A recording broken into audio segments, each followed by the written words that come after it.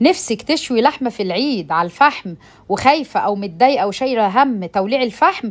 تعالي أقولك على طريقة حلوة جدا تولع معاكي الفحم بسرعة وبسهولة جدا. عرفتها من الراجل بتاع المشاوي.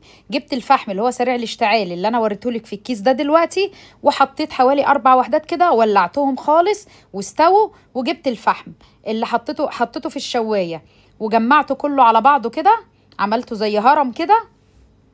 ورحت جايبه بقى ال4 فحميات دول، وزعتهم في ال4 اتجاهات، يمين وشمال وفوق وتحت، يعني شمال وجنوب وشرق وغرب. تمام.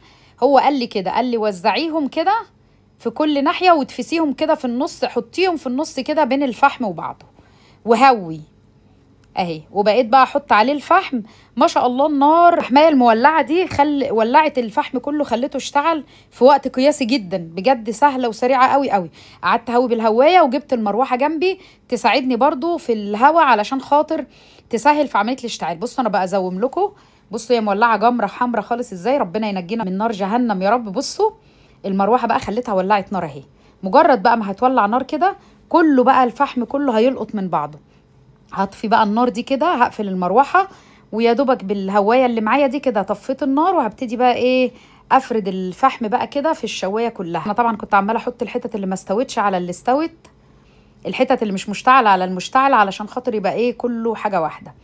بعد ما كله بقى تمام كده، ابتديت بقى فردت كل الفحم في الشوايه كامله، وبقى كله مستوي كده معايا ومولع. وحطيت بقى الشوايه اللي هي الشبكه دي اللي بجيبها، تجيبيها من اي محل ادوات منزليه، او تجيبيها من التوحيد والنور، او لو حد بيبيع ادوات الشوي.